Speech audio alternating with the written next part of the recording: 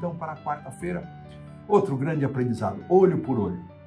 E aqui o verso vai nos dizer aqui o que está dito ali, né, no capítulo 21, versos 23 a 25 de Êxodo, né? Vida por vida, olho por olho, dente por dente, mão por mão, pé por pé, queimadura por queimadura, ferimento por ferimento, golpe por golpe. Essa é a conhecida e denominada lex talionis, ou seja, a lei de talião ou a lei da retaliação.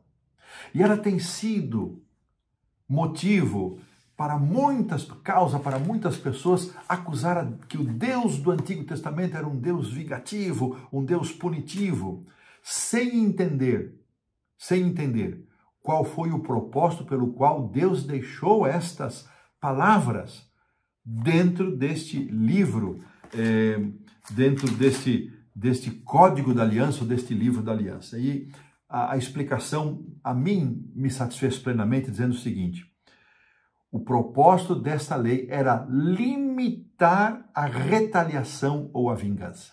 Não era incentivar a vingança, era diminuir e de preferência eliminar a vingança pessoal, impedindo assim que um indivíduo fosse massacrado por uma pessoa, por uma família, a quem ele tivesse prejudicado. Então, a lei de talião ou a lei da retaliação, diferente de ser um incentivo para a crueldade, era um lenitivo, era uma diminuição desse ímpeto de vingança. Que coisa interessante, irmãos, eu aprendi isso aqui também, a gente sempre fala lei de talião, dente por dente, olho por olho, mas esse era o propósito. E um exemplo claro disso, irmãos, foi dado por Jesus no Sermão do Monte, quando ele começa desde o capítulo 5, 21, depois 27, 33, 38 e 43, ele dizendo: ouvi isso que foi dito aos antigos, eu todavia vos digo. E assim ele reproduzia qual era a interpretação rabínica e ele mostrava qual era a real verdade por trás daquele princípio. No Sermão do Monte, então, Jesus, ao dirigir aos seus ouvintes, ele mostra o significado original dos textos bíblicos, o chamado espírito da lei, que Jesus estava nos seus dias buscando corrigir os desvios que haviam sido feitos. E aqui, irmãos, eu fico pensando, será que nós, como adventistas do sétimo dia, não precisamos, além de observar a letra da lei, que isso é forte em nós, está no nosso DNA, mas mais do que isso, nós precisamos também observar o espírito da lei. Lembrando que a lei se resume num único princípio: amor. Amor a Deus sobre todas as coisas, e esse amor a Deus sobre todas as coisas se manifesta em amor ao próximo, porque não existe, meu irmão, eu amo a Deus, mas eu estou encrencado com o meio mundo, não consigo ter bom relacionamento com ninguém.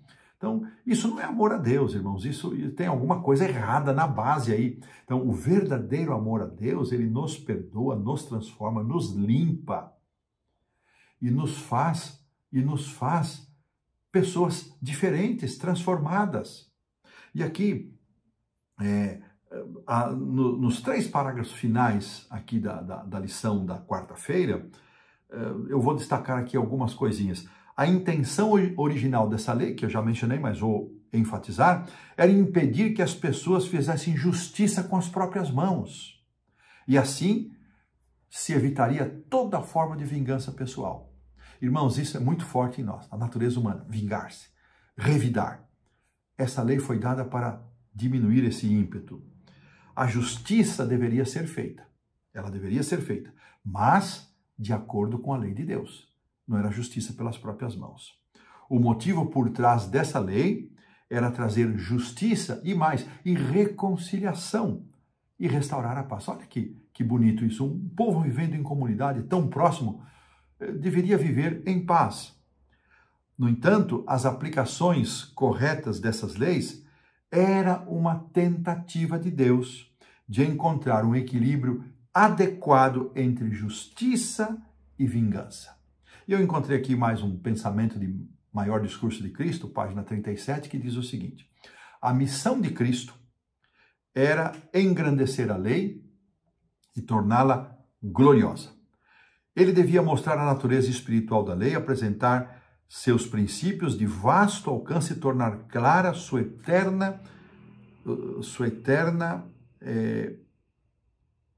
obrigatoriedade para os seus filhos. Irmãos, será que nós não precisamos hoje dessa espiritualização da lei?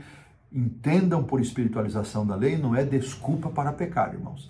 É ir além da letra, é ir além. É pedir que Deus tire o nosso coração de pedra e coloque um coração de carne capaz de amar as pessoas e que este seja o maior demonstrativo do nosso amor a Deus e da nossa obediência à lei.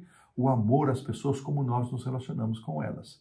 Que Deus nos abençoe para isso, irmãos. Eu preciso muito disso e tenho certeza que todos nós precisamos de viver de uma forma muito mais espiritual e de uma forma muito mais abrangente do que os momentos em que nós nos congregamos. Isso precisa ser levado, esses princípios precisam ser levados para a nossa prática, para os nossos relacionamentos, para a nossa vida de um modo geral. Com essa reflexão, nós colocamos um ponto final na quarta-feira.